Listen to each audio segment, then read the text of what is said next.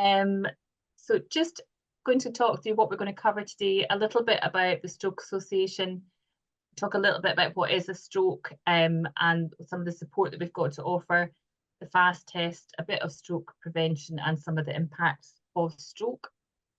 So first of all, we are the Stroke Association, surprise, surprise.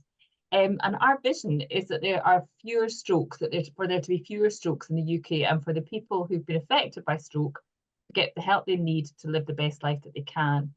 And the key message that we share with everyone we come across is that we're here to support people to rebuild their lives after stroke. So we do lots of different things, but some of the things that we do is we fund critical research. So there's lots of research going into preventions and cures and recognition across the UK. We campaign with governments in each of the nations for people to be affected by stroke and for stroke to be taken as a priority that we feel it should be. We also have lots of volunteers who help us engage, do all the work that we do across the country, and we do some fundraising as well, obviously being a charity. Some of the things we do, as I say, to campaign for people who have been affected by stroke. We put stroke on the political agenda, so we try and make decision makers pay attention and not ignore stroke, given the incidence. So it's the third biggest cause of death in Scotland and the fourth in the UK, and it's the leading cause of adult disability in the UK. So we are keen for it to be seen as important as it should be.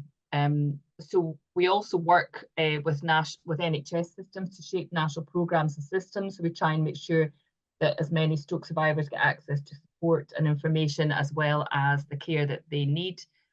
And we work locally, so we work with campaigners to make improvements on a local level as well as on a national level. I seem to be going backwards, that's not so good. I'm going to talk through a little bit of the support that we've got, and we're happy to answer some more questions about that if you wish in a bit. But we have our helpline, which is available, and we also now have access for people who have hearing issues, and we now have people who can do British Sign Language, which is a recent addition. The deaf community also have strokes and often are ignored and not as supported as they should be. We have a very, very detailed website where there's so much information and support that you can get access to. And one of the other things that we have is a communication support pack that can be sent directly to patients' homes. So if you have someone who is struggling with their speech as a result of a stroke, you can go onto our website and request one of these support aphasia-friendly communication packs, and you fill in the details and they send, and they're basic, simple tools to help communication and improve communication with someone who's struggling to speak, because it's very isolating. We have lots and lots and lots of leaflets and publications, from everything from driving to stroke, to fatigue after stroke, to carer support after stroke. And we can also have these available in lots of different languages. We have some printable, but we also have the ability to translate any of our leaflets if you wish. We have a very big online support and activities. So we have a regular online activities calendar where people can dip in and out. And there's everything from young persons support. So there's a group that meets once a month on Zoom for younger people of working age who've had strokes, which sadly is an increasing number. We also do things like exercise groups. So for stroke survivors, there's also things like quizzes, there's fun things as well, cooking advice, all sorts of things.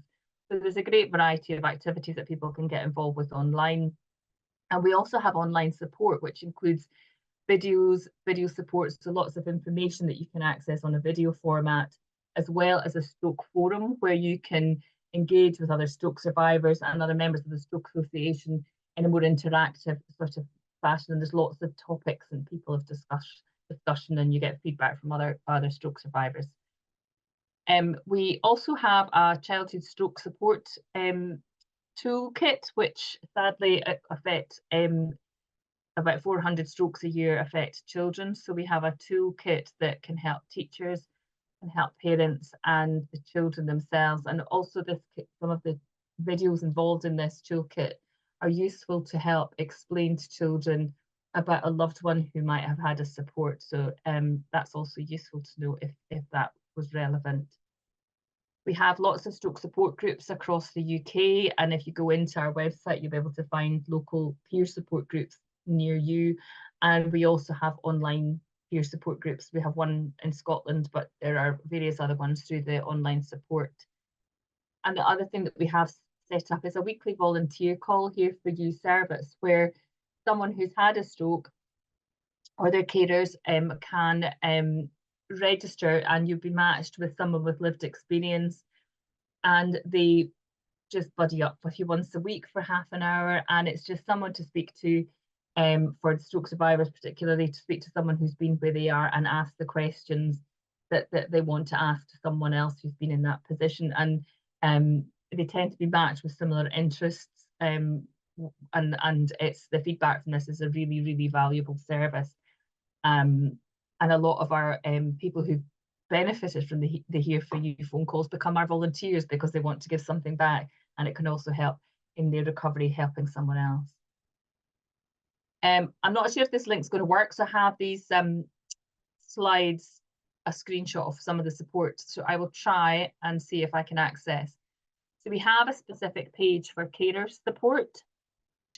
So there are various different tabs of information that carers can access. So care assessment needs, support for young carers, paying for care. There's videos on this as well, which is useful. And then also at the bottom of that page, there are other tiles with information that you can go and, how to look after yourself. So there's financial help. There's loads of information there that carers can access. But basically what I would like to say, that stroke can happen to anyone. As I say, it affects, it's the 4th biggest cause of death in the UK. And Maureen's going to go through some of the statistics later on, but it affects people of all ages. And it's something that obviously if you're at this meeting, you've obviously had experience of stroke. And what Maureen's going to go on to now is to talk a little bit about what a stroke actually is. So I shall hand over to my colleague, Maureen. Thank you, Jolene. Okay, so if you want to go on to the next slide, please. Okay, so we're talking about, there are 2 types of stroke. You have the ischemic stroke, which is a clot, or you have a hemorrhagic stroke, which is a bleed. We also have what is called a TIA, or is otherwise known as a transient ischemic attack, or otherwise known as a mini stroke. And if you've had a TIA, then really that should be, something to start looking into your own health and well-being, etc. Speak to your GP. We will look at prevention messages further on in the presentation, but the TIA normally is the precursor for either an ischemic or a hemorrhagic stroke. But sometimes you don't know you've had a TIA, and other times you also don't know if you've had an ischemic stroke. It can be at a later, stage where you maybe notice just slightly different things around, your daily living, etc. So again, it's always just to be mindful, of your own health and your own body and your own well-being. And again, the effects of the stroke depend on where it takes place in the brain and how big the damaged area is. It's also known as a brain attack as well. So you may hear just being referred to in a variety of different ways, but for the purposes of the Stroke Association, these are the 3 types of stroke that we identify. Next slide, please, Jolene. Okay, so in order to access help as fast as you can, I'm not sure how many of you know about the FAST test, but basically it stands for face, arm, speech and time. So is there a facial weakness? Is there an arm weakness? Can the person raise their arms above their head? Is there a speech problem? Is there words all coming out and it's maybe not quite making sense? is the mouth drooping to one side. Any of these symptoms, then don't hesitate, dial 999 and ask for an ambulance saying you suspect a stroke. On to the next slide, please, Jolene. So there are other symptoms of stroke as well. So you can have a sudden weakness or numbness on one side of the body, including legs, hands, or feet. You can have some difficulties finding words or speaking in clear sentences. So some of the words might be coming out clear, but they're all kind of jumbled up. You may have sudden blurred vision or loss of sight in one or both eyes. You may have sudden memory loss or confusion and dizziness or a sudden fall. And you may have a sudden severe headache. And again, if you spot any of these symptoms, do not hesitate. Please dial 999. It is crucial that the person is taken to hospital as soon as possible, because there are some treatments that have a short, small 3 to 4 hour window in order to give treatment to that person. And we know that the ambulance crews, we know that they're very busy, etc., but you have to say to them, you are suspecting a stroke, and give full details of what you've seen. Or if you're experiencing it yourself and you are able to dial 999, then it's crucial you give them as much information. Next slide, please. So on the stroke prevention side of things, there are ways that you can look after your health. You can look at what are the prevention methods, and what things can I look at. So if we have a wee look at these, so what causes stroke? Well, your age, as we tend to get older. Previously, stroke was well known for being around and affecting older people. However, there's been a major increase in all ages coming through, predominantly of working age. Health problems. Do you have an irregular heartbeat, otherwise known as atrial fibrillation? Do you have high blood pressure? Do you have diabetes? Is your cholesterol high? These can all have an impact on your risk factors for stroke. Then looking at your lifestyle, do you smoke? Are you overweight? Are you drinking too much alcohol or dependent on substances? And are you being inactive? Basically what we used to refer to as a couch potato. Some things you can't change is your family history. So if your family tend to have high blood pressure or have had strokes, then you will inherit that through your family ethnicity. You can do, yeah. Yeah, there's nothing really that you can change around your family history. So for example, on my father's side, he has had 2 heart attacks and 2 strokes. And on my mother's side, she's had a stroke as well. So my risk factors have really increased quite a lot. So I'm very conscious around my own health and well-being, etc., and getting everything all checked out on a regular basis. So it's just being mindful that you're aware of these. With regards to ethnicity, there are some people who, because of their ethnicity, they're not able to change their body makeup. So for example, the Afro-Caribbean community are at a higher risk of stroke as well. And I think there's lots of research going on at the moment with regards to variations with regards to the ethnicity. But again, it is something just to be mindful of.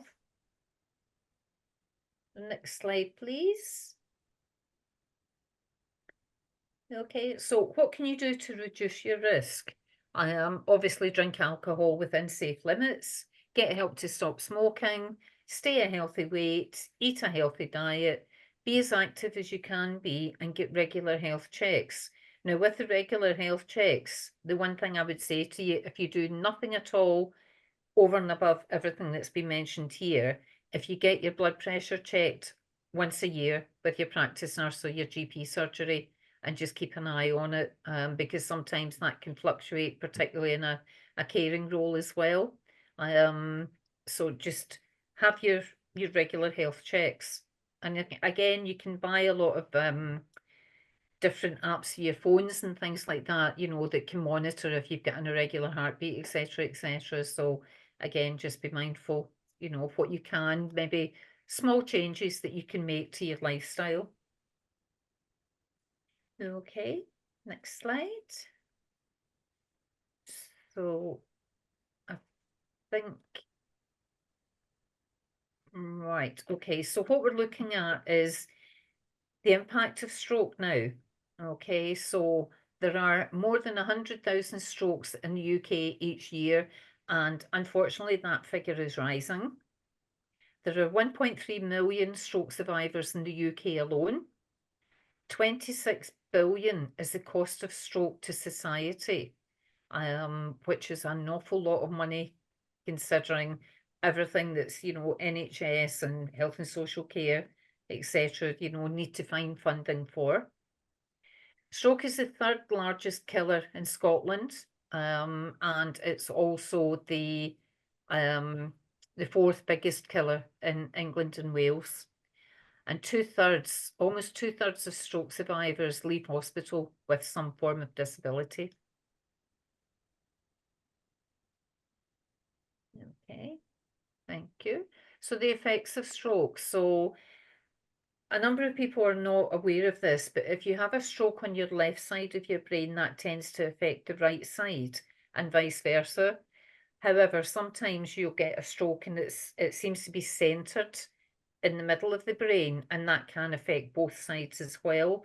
But generally, if it's one side that's affected, it's been the opposite side of the brain that the stroke has actually happened. So the effects of stroke, so you can have an arm and a hand weakness, you can have bowel or bladder control issues, you can get pins and needles, or what's described as neuropathic pain. You can have memory and concentration issues, your cognition, your emotions, your behavior can be all over the place. Your cognition, particularly for processing what's being said to you or what you're reading, and how you would actually process that and then respond, there might be just a slight delay. And people quite often can cover that up quite well. But it's always just, helpful just to bear in mind that some people may need slightly longer to respond to either your question or your statement. And with regards to your emotions, you can find that people will just start crying. And to you, it seems there's no obvious reason, but it might just be something simple they've heard on the radio or seen on the television, and it's just set the emotional side off.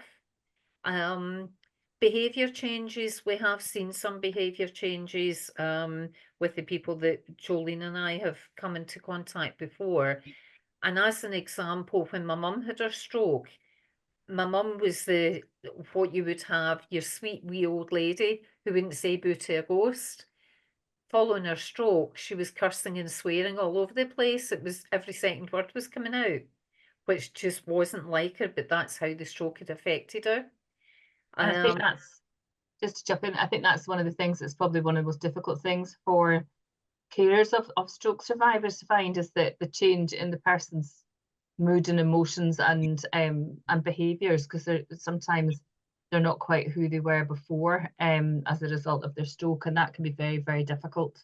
And quite often, sorry for jumping in here, Maureen, but okay, their mood is affected. So depression is a huge part of the fact as a result of having a stroke, obviously, and it can cause real anger in the stroke survivor, which again is very difficult for carers to live with and manage. So it's just part of the stroke, but it also makes it very difficult to be around. Anyway, I'll let you carry on, Maureen. no problem. No, I mean it has, it has proved difficult, and it can be very stressful and very upsetting, for family members, where it's like, I don't know how to deal with this. I don't know what to do. I don't know why they're saying these things that they're saying or acting the way they are. So it's just as an emotional upheaval for the family members as it is for the person that's had the stroke. So your vision can also be affected as well. Quite a lot of the times it's your peripheral vision. So again, you know, the stroke teams would normally work with the person just to look to see, can that be improved during the time that they're in hospital? And if not, then there are other organizations out there that you can tap into. And again, that's across the UK. Speech and swallowing. So speech and language is a big thing as well. A lot of people maybe are affected with their speech initially, but then their speech will slowly come back over maybe 2 or 3 days or over a couple of weeks, while other people are left with really quite severe communication difficulties. What is normally referred to as either expressive or receptive aphasia, or they can have dysphagia, where their speech is coming out okay, but it's very, very softly spoken. You feel as if you need to have your ear up to their mouth to actually hear what they're saying. And swallowing's a big aspect of the speech and language, and you know how the stroke has maybe affected those aspects. Fatigue is also another biggie. Fatigue, it's not like any other tiredness. A lot of people struggle to describe how they're feeling, apart from, I just feel exhausted. But if I sit back and maybe listen to the radio for a wee while, or if I go and lie down but not sleep, but if I go and lie down, it might just be for half an hour. When they get back up, they've got more energy back again. And the I fatigue. heard a nice analogy, Maureen, just to chip in there. I heard a lovely analogy from one of the stroke educators, and he was saying that it's if you go to charge your mobile phone overnight, you know, you charge it and it goes back up to full battery. When someone's had a stroke, even if they've had a sleep and have been on charge, as it were, they go down, they still don't reach that full level of charge or energy again. So they're always starting from a lower level of energy capacity, really. And depending on how much they've done during the day, some days they'll feel great, they'll go out and run about and feel that, you know, trying to get all the activities in that they've done before. But then they just kind of hit, and one of our stroke volunteers describes it as boom, boom, bash. You know, you can keep going for a couple of days and then you just flop over, your body's just not got anything left. So Yep. Both of those are quite nice analogies to try and understand how it feels. Yeah. I'll hand it back on to. No, that's fine. And we do have information booklets around the effects of stroke, which may help yourself, it may help the person that you're supporting, understand what exactly is happening to your body, and just, you know, handy hints and tips of what, you know, you might be able to do to combat the effects. We also have YouTube videos as well. And that's around people who have had a stroke who are specifically talking about that particular topic. So it might be fatigue, or it might be their memory, you know, their short-term memory. It might be around their emotions. And it's a good way of just helping people to understand just how that stroke can actually have what we call hidden effects. And the amount of times that Jolene and I have heard people saying, you know, to someone who's had a stroke, you're looking brilliant, you've recovered really, really well, because physically they've recovered well, but people don't see, you know, the things that are going on that's affecting the person that you can't visually see. And that can sometimes have a more knock-on effect than the physical aspects, because people are just expecting you just to go back to the way you were before. So you can also have muscle and joint pain. You can have numb skin as well, and you can have a leg weakness or balance problems. And during one of our meetings this morning, there was a chap who was asking a question about, does anyone else experience poor balance following their stroke? And that opened up a big wide conversation. So that would appear for this morning's meeting anyway, it was a wee bit more common than what people initially first thought. So it was an interesting conversation. The other thing is that I think Maureen would agree that a lot of stroke survivors and families are absolutely petrified of it happening again. I would say everyone who's had a stroke has this fear that every time something happens to them, or they have a sensation, My husband had a stroke a few years ago, and he gets he's made a really good recovery, but he gets what he calls his funny toe or tingles in his head, and he then is terrified that that's another stroke. And I would say, I don't know if you'd agree, Maureen, that pretty much everyone we speak to has that fear of another Yeah. stroke coming again. Mm-hmm. So that underlies behaviours as well. Mm-hmm. And that in turn an effect on your emotions. It can have an effect on your behavior as well. You know, that people handle things completely different to other people. So, you know, for example, I've had a stroke and I go to my bed at night, but I can't sleep because I'm worried if I'm going to have another stroke. And am I going to be on my own, or is there somebody going to be there who's able to get me help? So again, all of these fears all constantly run through people's minds.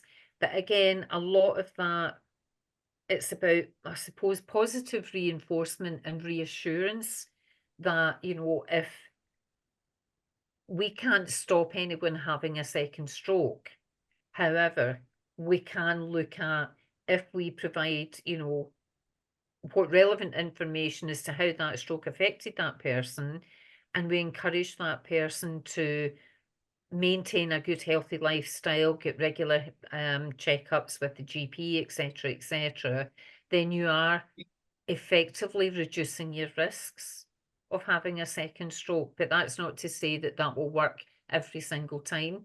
Again, if you've got a family history, then that could just have a major impact, unfortunately. So with regards to how we put this across, you've had a stroke. Your life hasn't come to an end. It is looking about a new normal. You know, it's looking about a different way of living. So you may or may not have to give up work. And I know that that's a big bugbear for a lot of people, particularly of working age. They don't want to give up their work. They enjoy it, etc., but they're maybe just not physically able to do it. But what we look at is you can rebuild your life after stroke, because as the signals go from one cell to another, they're forming a connection in the brain. So when you've had your stroke, these connections are all broken, but your brain's actually a really brilliant thing because it can find new ways to reconnect. I mean, a stroke kills the brain cells, it damages the connections, but then sometimes they can form new connections and they can start sending signals again, which is why you will maybe see people who, say, for example, they had a left side weakness and they weren't able to do anything, you know, with their left arm, for example, but that was their main dominant hand. But you may find that through exercise, etc., and through retraining your brain, you're suddenly able to have movement in that left arm. You're suddenly able to maybe pick up a pen and start, you know, writing again, or, you know, sort of maybe blow drying your hair, for example. So that's why we went with the Rebuilding Lives After Stroke, because we've met so many people who have adapted their life after stroke. It's not where they want to be, but what they've done is look at it positively and say, right, I'm not able to do that anymore, so what can I do now? And then take it from there. Okay, next one. Next one. Yes, please. Oh, hang on. I don't know why it's not moving on. Here we go. Yes, that's the last one. So this is really just to, you know, the pictures were really just to give you an idea, you know, of what that can look like. And as Jolene said, you know, we do have a number, unfortunately, of children having strokes as well. And they're able to adapt quite a lot of the times as well. Maybe not to what they want to be or what their parents want to be, but they are moving forward and able to create a life for themselves. But again, although this focuses on the person who's had the stroke and the effects of it and how to prevent it, at the end of the day, I'm assuming everyone on this call is looking after, supporting, or know someone who have had a stroke. And it is vital that you guys look after yourself as well, because without you being in that good, healthy well-being for yourself, you're not going to be any good to the person that you're supporting. So it's really crucial that you guys access all the information and all the support that's available to you. Having been a carer for my mum, I know, and I worked full time as well, I know that time is of the essence. You don't get a lot of time to yourself. But even if you could link in and get some information that you could maybe take to your bed and have a half-hour read and do that over a few nights or whatever, or maybe over lunchtime, or even just sit down with the person that you're supporting and say, right, I've got this information from the Stroke Association. Do you want to sit and go through it and have a wee look? Because it's really helpful for you and for them to understand what's happened. And that can have a big impact on your relationships as well.